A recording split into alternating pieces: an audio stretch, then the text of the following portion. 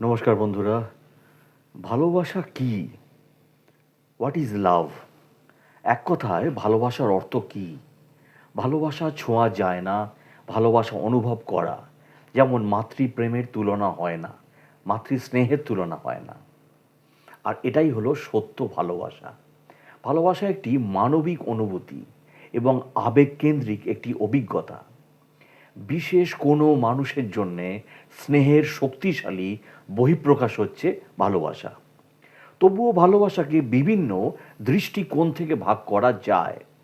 আবেগধর্মী ভালোবাসা সাধারণত গভীর হয়, বিশেষ কারোর সাথে নিজের সকল মানবীয় অনুভূতি ভাগ করে নেওয়া। এমনকি শরীরের ব্যাপারটাও এই ধরনের ভালোবাসা থেকে পৃথক করা যায় না। ভালোবাসা বিভিন্ন রকম হতে পারে, যেমন নিষ্কাম ভালোবাসা, ধর্মীয় ভালোবাসা, আত্মীয়দের প্রতি ভালোবাসা, বাড়িতে কোনো পোষ্য শ্রেণীর পোষ্য প্রাণীর বা বস্তুর প্রতি অতিরিক্ত স্নেহ প্রায় সবসময় খুবই আনন্দদায়ক হতে পারে। এমনকি কোনো কাজ কিংবা খাদ্যের প্রতিও ভালোবাসা থাকে আমাদের। আর এই অতি আনন্দদায়ক অনুভূতি হলো আমাদের ভালোবাসা। ভালোবাসার সংজ্ঞা বিতর্ক, অনুমান এবং অন্তর্দর্শনের উপর প্রতিষ্ঠিত। অনেকেই ভালোবাসার মতো একটি সর্বজনীন ধারণাকে আবেগপ্রবণ ভালোবাসা, কল্পনাপ্রবণ ভালোবাসা কিংবা প্রতিশ্রুতিপূর্ণ ভালোবাসা এসব ভাগে ভাগ করার পক্ষপাতী নন। তবে এসব ভালোবাসাকে শারীরিক আকর্ষণের উপর ভিত্তি করে শ্রেণীবিন্যাস করা যেতে পারে। সাধারণ মতে ভালোবাসাকে একটি ব্যক্তিগত অনুভূতি হিসাবে বিবেচনা করা যায়, যেটা একজন মানুষ অপর আর একজন মানুষের প্রতি অনুভব করে। কারো প্রতি অতিরিক্ত যত্নশীলতা কিংবা প্রতি ক্ষেত্রে কারো উপস্থিতি অনুভব করা ভালোবাসার সাথেই সম্পর্কযুক্ত। অধিকাংশ প্রচলিত ধারণার ভালোবাসা নিঃস্বার্থতা, স্বার্থপরতা, বন্ধুত্ব, মিলন, পরিবার এবং পারিবারিক বন্ধনের সাথে গভীরভাবে যুক্ত। ভালোবাসার সাধারণ এবং বিপরীত ধারণার তুলনা করে ভিন্ন দৃষ্টিকোণ থেকে ভালোবাসাকে জটিলভাবে বিচার করা যায়। ধনাত্মক অনুভূতির কথা বিবেচনা করে ভালোবাসাকে ঘৃণার বিপরীতে স্থান দেওয়া যায়। ভালোবাসার যৌন কামনা কিংবা শারীরিক লিপ্সা অপেক্ষাকৃত গৌণ বিষয়। এখানে মানবিক আবেগটাই বেশি গুরুত্ব বহন করে। কল্পনা বিলাসিতার একটি বিশেষ ক্ষেত্র হচ্ছে এই ভালোবাসা। ভালোবাসা সাধারণত শুধুমাত্র বন্ধুত্ব নয়, যদিও কিছু সম্পর্ককে অন্তরঙ্গ বন্ধুত্ব বলে অভিহিত করা হয়। যৌনতার জৈবিক মডেলকে স্তন্যপায়ী প্রাণীর একটি ড্রাইভ অর্থাৎ তাড়না হিসাবে মনে করা হয়, যা অত্যাধিক ক্ষুধা বা তৃষ্ণার মতো। হেলেন ফিশার প্রেম বিষয়ে একজন নেতৃস্থানীয় বিশেষজ্ঞ। প্রেমের অভিজ্ঞতাকে তিনি তিনটি আংশিক ওভারল্যাপিং পর্যায়ে বিভক্ত করেছেন। উদাহরণস্বরূপ লালসা, আকর্ষণ, সংযুক্তি। কামনা হলো যৌন বাসনা পূরণ করার জন্য এক ধরনের অনুভূতি। রোমান্টিক আকর্ষণ মূলত নির্ধারণ করে কোন ব্যক্তির সঙ্গী কতটা আকর্ষণীয় তার উপর। তাছাড়া আরও বেশ কিছু আছে, যেমন একই সাথে একটি বাড়িতে অবস্থান করা, পিতামাতার প্রতি কর্তব্য, পারস্পরিক প্রতিরক্ষা এবং নিরাপত্তা সংক্রান্ত অনুভূতিগুলির জড়িত থাকে।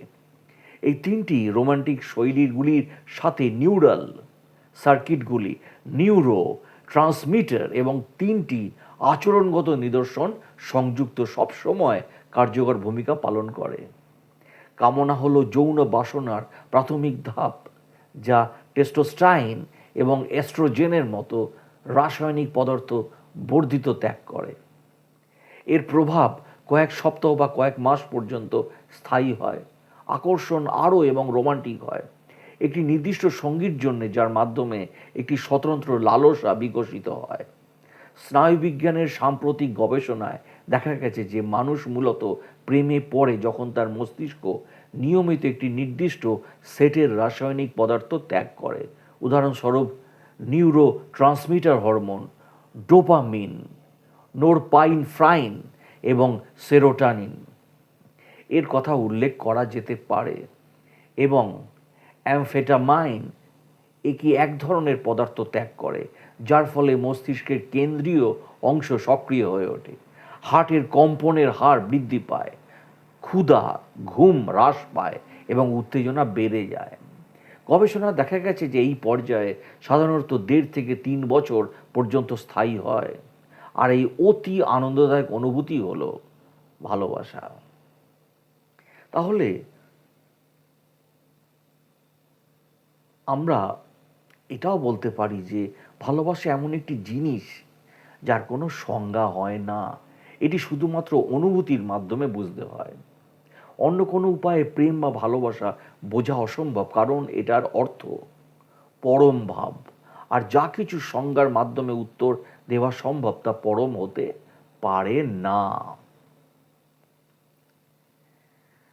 তাই ভালোবাসা কি, ভালোবাসা হয় কিভাবে, এর বৈশিষ্ট্য কি, আমরা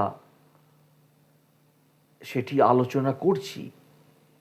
এবং আপনি যদি সত্যিই কাউকে ভালোবাসেন, তবে তার জন্যে আপনি আপনার জীবনও দিতে পারবেন। ভালোবাসার মানুষগুলো সবসময় আপনার থেকে সুযোগ সুবিধা পাবে। ভালোবাসার মানুষের শত শত ভুল মেনে নিতে পারবেন। ভালোবাসার মানুষের সব চাওয়া আপনি পূরণ করবেন।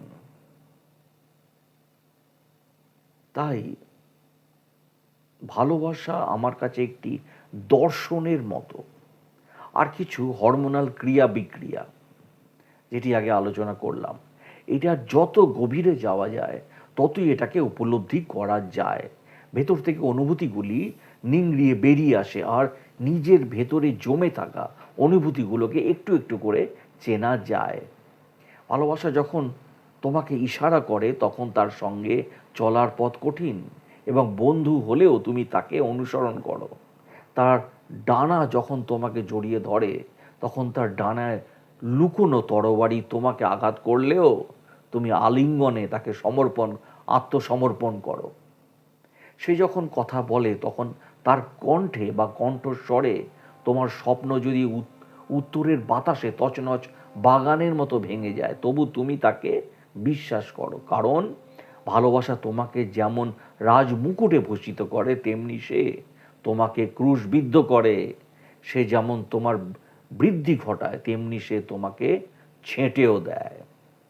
সে যেমন তোমার শিখরে ওঠে, তোমার অঙ্গের সংবেদনশীল এবং সূর্যালোকে শিহরিত শাখা প্রশাখায় সোহাগ পরশ বোলায়, তেমনি সে তোমার শেকড়ের গভীরে নেমে ঝাঁকুনি দিয়ে তোমার মাটির বাঁধন আলগা করে দেয়।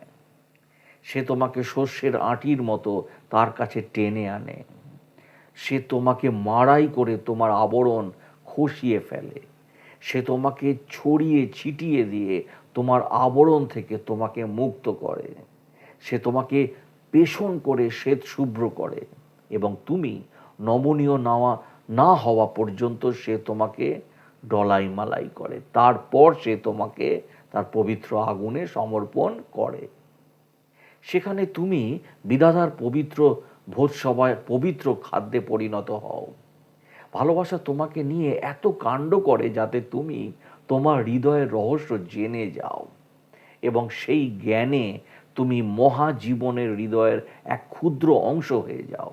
কিন্তু তুমি যদি ভীত সন্ত্রস্ত হয়ে তোমার ভালোবাসায় শুধুই শান্তি এবং সুখ সন্ধান করো, তাহলে তোমার জন্যে শ্রেয় তোমার নগ্নতা ঢেকে নিয়ে ভালোবাসার মারাই প্রাঙ্গণ ছেড়ে যাওয়া, এবং এক ঋতু বৈচিত্র্যহীন ভুবনে প্রবেশ করা, যেখানে তুমি হয়তো হাসবে কিন্তু প্রাণ খুলে হাসবে না। তুমি হয়তো কাঁদবে কিন্তু প্রাণ ভরে কাঁদবে না। ভালোবাসা শুধু নিজেকে দেয় এবং নিজ থেকে নেয়। ভালোবাসার নিজের যেমন কিছু নেই, তেমনি সেও কারো নয়। কারণ ভালোবাসার জন্যে ভালোবাসাই যথেষ্ট। তুমি যখন ভালোবাসো তখন বিধাতা আমার হৃদয়ে আসীন এ কথা না বলে তুমি বরং বলো, আমি বিধাতার হৃদয়ে আসীন। তুমি ভালোবাসার পথ নির্দেশ করবে এ চিন্তা তুমি করো না, বরং ভালোবাসা যদি তোমাকে তার যোগ্য মনে করে তবে সেই তোমার পথ নির্দেশ করবে। নিজেকে পরিপূর্ণ করা ছাড়া ভালোবাসার আর কোনো কামনা নেই। তবে তুমি যদি ভালোবাসো এবং ভালোবাসায় অনিবার্য হয়ে ওঠা কামনা, তবে তোমার কামনা হোক গলে গিয়ে তরল হওয়া এবং নিশীথে কলতানে বয়ে চলা এক নির্ঝরিণীর রূপ দেওয়া বা রূপ নেওয়া। অতি কোমলতায় বেদনা বুঝতে পারা, তোমার আপন উপলব্ধিতে ভালোবাসাকে জেনে নিয়ে আঘাত পাওয়া এবং স্বেচ্ছায় ও সানন্দে রক্তাক্ত হওয়া। প্রভাতে ডানা মেলে মেলা হৃদয় নিয়ে জেগে ওঠা এবং প্রণয় মধুর একটি দিনের জন্যে ধন্যবাদ দেওয়া।